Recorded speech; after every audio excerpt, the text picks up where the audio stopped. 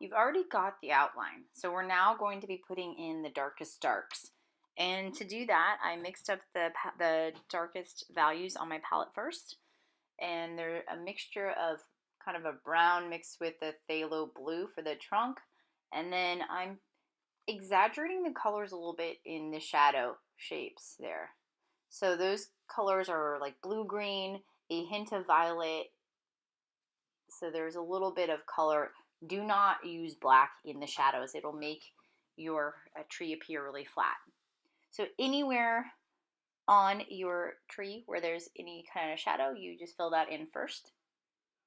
And the goal when you're painting foliage is to try and look at the foliage as masses. So you're not trying to paint every individual little grouping of pine needles. You're doing it in mass.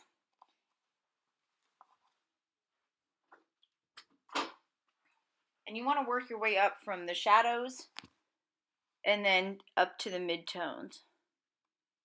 So I'm getting some lighter shades of green there. I'm also going to be hitting this up with more than one coat of paint because green is a very transparent color. You can see right through it. For this green, I'm also using some of that burnt sienna color, that color that's more yellow-brown. And I'm taking the yellow-brown and adding some either phthalo or ultra to it.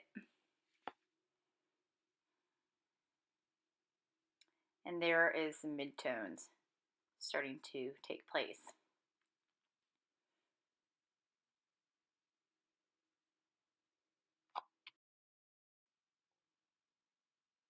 So when you're applying the paint with your brush, you want to avoid doing tiny little dots. You want to make a mark that's more like a slash. So it is a short stroke for sure, but it's still a stroke. You're not going straight down with your brush to make a mark. It's at an angle. You could also push the brush up instead of down. And the goal is to try and make it look kind of bushy. And it's ultimately supposed to be kind of like a cone shape. You don't want to think of it as a flat triangle. It is a cone. So I'm just going to take a moment to get some more values on there. And I'm putting in the sky holes. Now here's the thing about sky holes. If there are little bits of sky poking through, you have to make those sky holes a little bit darker blue than the blue nearest that branch area. So those sky holes are a little bit darker than the local sky color near that area. So if you look like the lower ones, they're darker than that light blue mixed with yellow and white combination. And that's because you get some diffused light going through the branches because there are little branches diffusing it. They're not going to be quite as bright, or they'll look like they're not sinking back.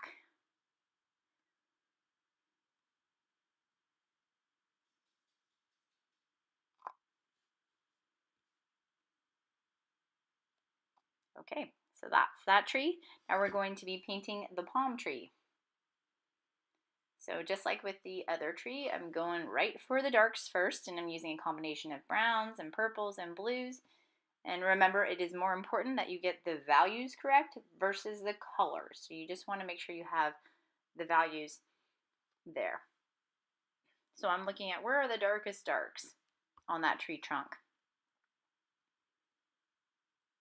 And the thing is, because we're painting kind of small, you don't have to get every single detail.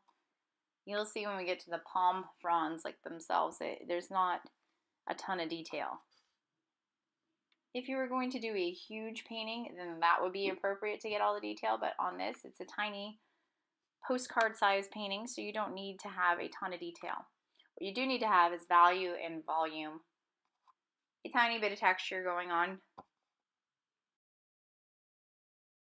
So I'm going in with some brownish, grayish kind of colors there for the trunk.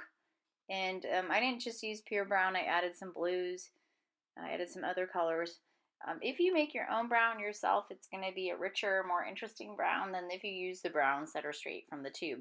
You can also just take those browns that we have and adjust them by adding a little bit of other colors to them. Like you could add a little bit of blue or a little bit of magenta or a little red or yellow, and that will change them significantly.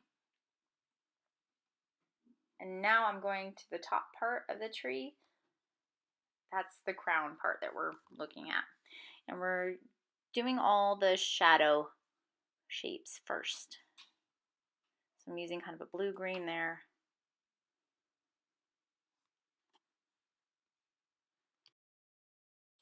So you've seen I'm putting in some warmer greens. These are earth tone greens. So earth tone means that they have a little bit of red or brown in them.